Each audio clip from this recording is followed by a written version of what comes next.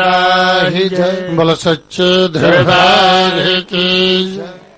तभी ओम शब्द का नाद होगा, 3 बार ओम का उच्चारण किया जाएगा।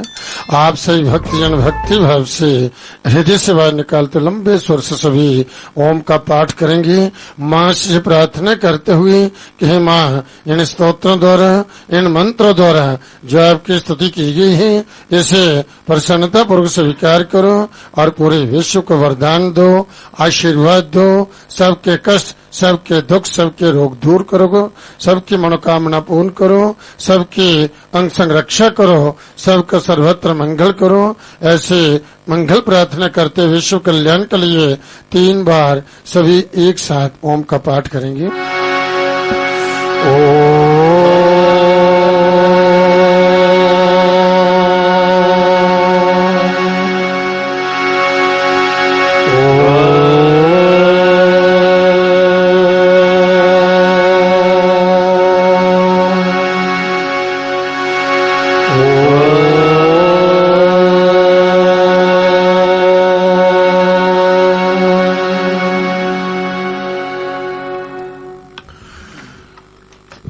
प्रेमी भक्तजनों, बड़ा इस समय आप भक्तों को जो आरती का प्राप्त हुआ है, इस मां जगजननी मां वैष्णो देवी के दरबार में आकर के प्रातः काल की आरती की इस परम पवित्र वेला में, इस परम पवित्र स्थली पर बैठ करके मां भगवती की आराधना, मां की अर्चना, मां की भक्ति, मां की स्तुति, मां का भजन, मां का दर्शन, मां का आशीर्वाद प्राप्त करने का आप भक्तों को सौभाग्य प्राप्त हुआ है। वास्तव में जिस स्थान पर बैठ करके आप मां भगवती का स्तमन कर रहे हैं, ये तपस्थली है, तपोभूमि है, जहां पर बैठने मात्र से ही मनुष्य के जन्म जन्मांतर के पापों का नाश होता है, परम पुण्य की प्राप्ति होती है, उनकी जीवन यात्रा जो है वह सुखद हो जाती है, उनकी समस्त विघ्न बाधा दूर होती है, सब कष्ट, रोग, जब विपत्ति, समस्त परेशानी दूर हो जाती है। और फिर इस प्रकार से इन स्तोत्रों द्वारा मां भगवती का स्तमन करना, मां का ध्यान, मां का स्मरण करना, जो वास्तव में परम कल्याण को देने वाला है। और कहते हैं कि इस तरह से ऐसी पवित्र स्थली पर बैठ करके, ऐसे पवित्र स्थान में बैठ करके जो भगवती का ध्यान, मां का स्मरण किया जाता है, फिर उसमें भी यदि कोई ऐसी विशेष तिथि आ जाए तो उसमें किया होगा जप पाठ जो है उसका जो है अक्षय फल होता है, जिस पुण्य का कभी नाश नहीं होता। आज जो है चतुर्दशी है, अष्टमी, नवमी और चतुर्दशी ये मां भगवती के विशेष दिन होते हैं, जिसमें कोई मां की विशेष पूजा, आराधना, अर्चना, जप पाठ, इसका जो है अनंत गुना फल होता है।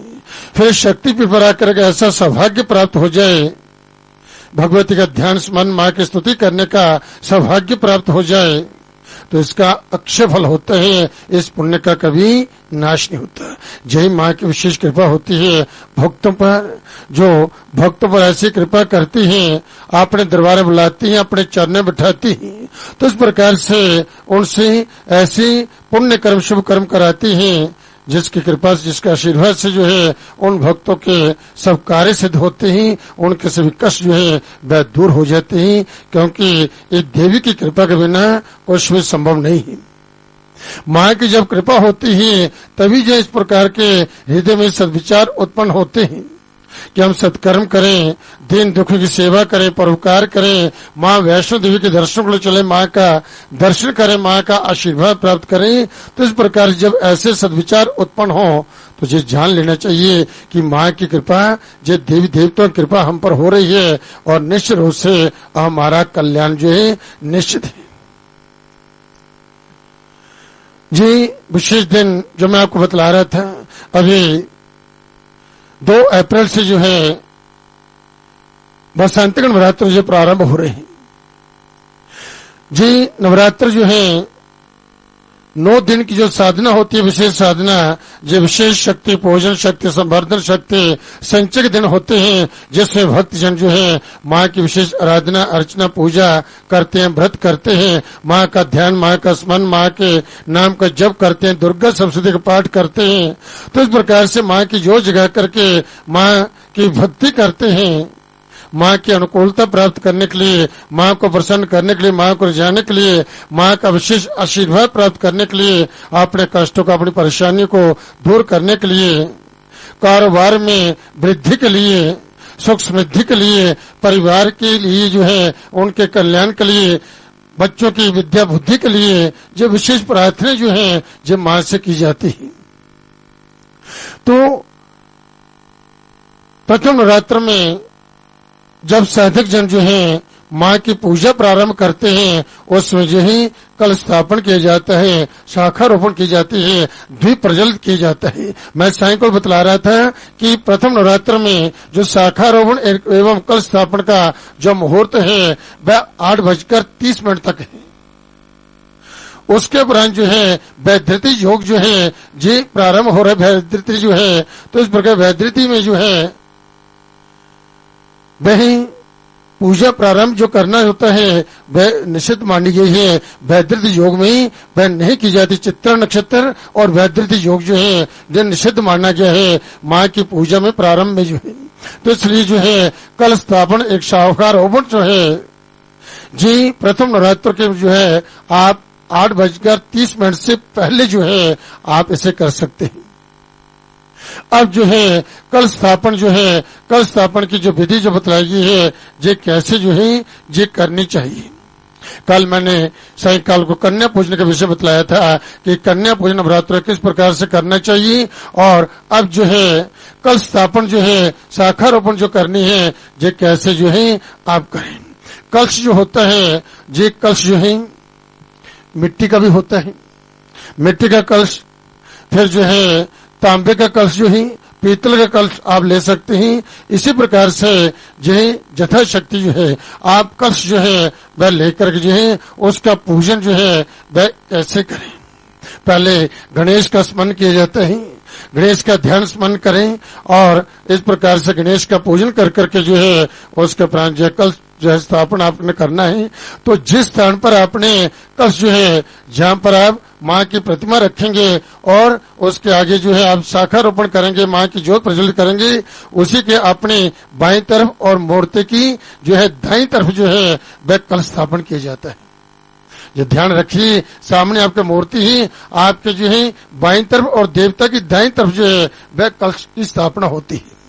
और फिर जो है जिस स्थान पर आपने कलश स्थापित करना है वहां पर पहले आपने दोनों हाथ जो वहां पर सीधे रखे उसे पृथ्वी का वहां पर स्पर्श करें। स्पर्श करने के उपरांत जो है फिर वहां पर जो है धान्य रखें, धान्य प्रक्षेप जो है वह करें। वहां पर धान्य प्रक्षेप जो है वह चावल रख सकते हैं। तो वहां पर रख करके उसके उपरांत जो है उसके ऊपर कलश जल से पूरे जो है कलश को रखें। कलश रख करके जो है उसमें जो है गंगा जल जो है वह उसमें डालें, फिर जो है चंदन उसमें डालें, सर्वौषधि डालें, दुर्वा जो है जो घास की जो दुर्वा होती है उसमें वह डालें। फिर पंच पल्लव जो है 5 पल्लव बतलाए गए हैं, जे 5 पल्लव जहाँ नहीं उपलब्ध हो सके तो आम के पत्ते जो है उसमें डालें। फिर जो है उस पवित्र कुशा जो डाली जाती है, कुशा के अभाव में जो है वह आप जो है जहाँ दुर्वा ही डाल सकते हैं। फिर जो है सप्त मृत्तिका आदि सप्त मृत्तिका 7 स्थानों की मिट्टी जो है यदि वह ना प्राप्त हो सके तो तुलसी की मिट्टी जो है उसे जो है आप उसमें डाल सकते हैं। फिर जो है एक सुपारी उसमें डालें। पंचरत्न, यदि पंचरत्न नहीं है तो यही आप एक कॉइन सिक्का जो है उसमें डालें। फिर द्रव्य जो है एक सिक्का और उसमें डाल दें। फिर वस्त्र के साथ उसको वेष्टित करें, वस्त्र चढ़ाए, लाल वस्त्र जो है उसके गले में जो है लाल मोली जो है वह बांधे कलश के जो है। फिर जो है उसके ऊपर जो है आप पूर्ण पात्र जो है एक तष्टी में किसी प्लेट में या कटोरी में जो है उसमें जो है चावल भर करके उसके ऊपर रखें। उसके ऊपर जो है फिर जो नारियल रखा जाता है। नारियल जो है जो बहुत सारे लोग जो है सीधा नारियल रखते हैं, खड़ा नारियल कर करके। नारियल जो कैसे रखना चाहिए इसके लिए ये शास्त्र में बतलाया गया है। उस पूर्ण पात्र के ऊपर जो है नारियल कैसे स्थापित करें तो ये विशेष ध्यान जो है जो देने की बात है कि कैसे हम नारियल रखें, खड़ा रखना, सीधा रखना, कैसे रखना है। तो आप देखिए कि नारियल जो है कहाँ है, अधोमुखम शत्रु विवर्धनाय ऊर्ध्वस्य वक्त्र बहुरोग वृद्धि प्राची मुखम वित्त विनाशनाय तस्मात् शवम सम्मुखम नारिकेलम। तो यदि नारियल जो है अधोमुख है, उसका मुख जो है नारियल का जो होता है, जहां पर उसकी आप देखते जब उसको शिल के ऊपर से उतारते हैं तो उसका जो है वह जो पूरे नेत्र वगैरह जो है जैसे मुख बना हुआ होता है। अब जिस तरफ से नारियल जो है पेड़ के साथ लगा हुआ होता है वह उसका मुख होता है। जो ध्यान रखें, जो उसकी डुंडली जो ऊपर की होती है, नारियल जिस तरफ से पेड़ के साथ लगा होता है वह उसका मुख होता है। उस मुख को जो है यदि आप अधोमुख उल्टा करके रख देते हैं तो कहते हैं कि शत्रु विवर्धनाय है, वह शत्रु को वृद्धि देने वाला हो जाता है। शत्रु जो है वह इस प्रकार से वृद्धि, शत्रु को वृद्धि देने वाला हो जाता है। और ऊर्ध्व से वक्त्र भो रोग वृद्धि, और यदि उसका मुख जो ऊपर की ओर कर देते, खड़ा मुख कर देते हैं, तो वह क्या करता है, बहुत सारे रोगों को देने वाला हो जाता है। कई कष्ट रोग जो जीवन में आ जाते हैं। हम कहते हैं हमने पूजा तो माँ की, परंतु यही हमारे जीवन में कष्ट आ गई, विपत्ति आ गई, परेशानी आ गई। तो ये बात ध्यान देने की है कि यदि जो है आप उसका मुख नीचे क्यों रखते हैं तो शत्रु की वृद्धि हो जाती है, शत्रु परेशान कर देना शुरू कर देते हैं। और यदि ऊपर की ओर मुख रखते हैं उसका जो है तो बहु रोग वृद्धि, बहुत सारे रोगों को देने वाला हो जाता है। प्राची मुखम वित्त विनाशनाय, यदि उसका पश्चिम की ओर मुख करते हैं, अर्थात उसके पीठ अपने सामने जो है और मुख दूसरी तरफ कर लेते हैं, तो यही क्या होता है, वित्त विनाश, धन का नाश होता है, धन की हानि होती है। तो कहा है तस्मात् शुभम सब मुखम नारिकेलम, नारियल जो है उसका मुख जो आपके सामने हो। जैसे देवता के सामने बैठते हो तो माता की प्रतिमा रखी है, उसका मुख आपके सामने है तो आपका मुख माँ के सामने है।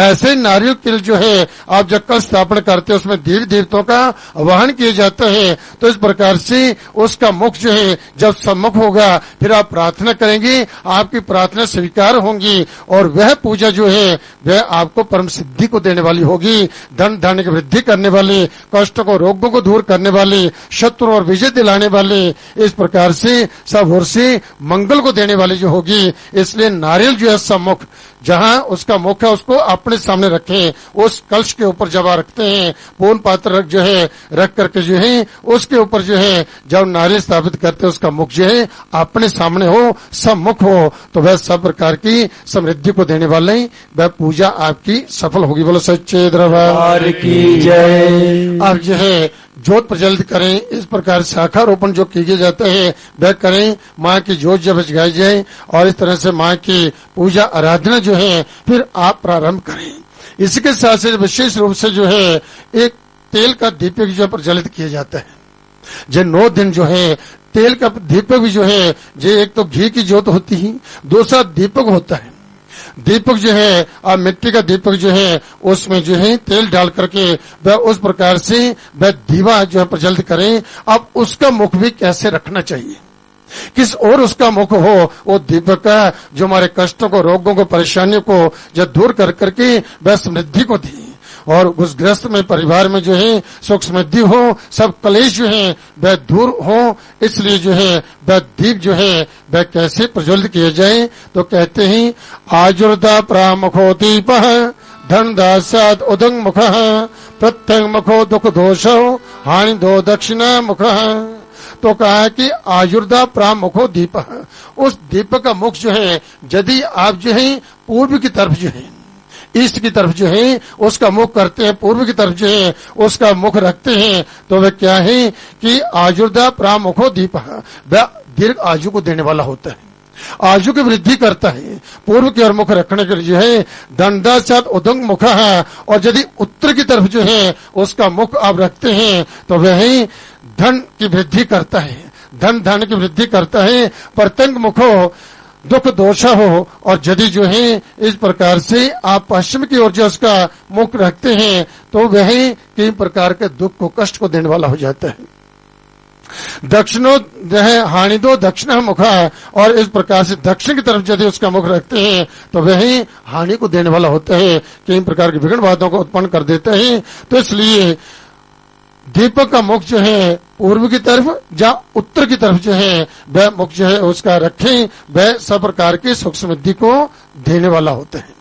तो इसलिए जे इन बातों का थोड़ा विशेष ध्यान रखें और फिर जो आप पूजा प्रारंभ करें उससे संकल्प करें। 9 दिन जो है आप जप कर रहे हैं, नमान मंत्र का जप का संकल्प करते हैं, जब दुर्गा सप्तशती पाठ का संकल्प करते हैं तो हाथ में जल लेकर के अपना गोत्र अपना नाम उच्चारण कर करके जो है और मां से प्रार्थना करें। जे पूजा आज से लेकर के हम जब 9वीं पर्यंत जो है 9वीं तक या 8वीं तक जो है जे पूजा करेंगे और इसमें हम जे पाठ करेंगे, इस मंत्र का जप करेंगे, इतना जप करेंगे, ये संकल्प लेंगे तो भगवती माँ आप हमारे इस संकल्प को स्वीकार करते हुए हमारी प्रार्थना को स्वीकार करें और हमें आशीर्वाद दे। बोलो सच्चे दरबार की जय। तो इस प्रकार से कर करके आप जो है जैसे अभी आपने जब महिषासुर मर्दिनी स्तोत्र का पाठ किया है इसका भी आप संकल्प कर सकते हो। महिषासुर मर्दिनी जे देवता ने जब महिषासुर से देवता पराजित हो गए थे, महिषासुर ने समस्त देवताओं को स्वर्ग लोक से निकाल दिया था,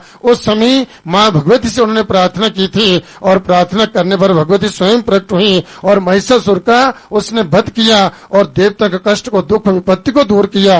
तो इसलिए मां का जो एक नाम जब महिषासुर मर्दिनी है, महिषासुर का विनाश करने वाली। इसलिए जो शत्रु विजय प्राप्त करना चाहते हैं, अपने कष्ट को परेशानियों को दूर करना चाहते हैं तो महिषासुर मर्दिनी का प्रतिदिन जो है जी आप इसका पाठ करें, इसका पाठ कर सकते हैं। इसी प्रकार से जो है जी विद्यावंतम जशस्वंतम लक्ष्मीवंतम जन्म करो रूपम देहि जयम देहि यशो देहि दिशो देहि, ये प्रार्थना करें और विशेष करके बच्चे भी जो है इन मंत्रों का पाठ करें। विद्यावंतम माँ से प्रार्थना की गई है कि माँ अपने बच्चों को जो है विद्वान यशस्वी और लक्ष्मीवान बनाओ, रूप दो, जय दो, यश दो और काम क्रोध लोभ आदि शत्रु का नाश करो। ये मंत्र का जो भाव है, ये प्रार्थना है मां से जो है। तो विद्यावंतम जशस्वंतम लक्ष्मीवंतम जन्म करो रूपम देहि जयम देहि यशो देहि दिशो जी, इसकी एक माला जहाँ 11 बार जो है 11 बार जो है प्रतिदिन इसका जो है आप जप करें। इसी प्रकार भगवती के जो बीज मंत्र महामंत्र ओम ऐं ह्रीं क्लीं चामुंडाय विच्चे, इसका जितना जप कर सकते हैं इन नवरात्रों में आप इसका जप करें।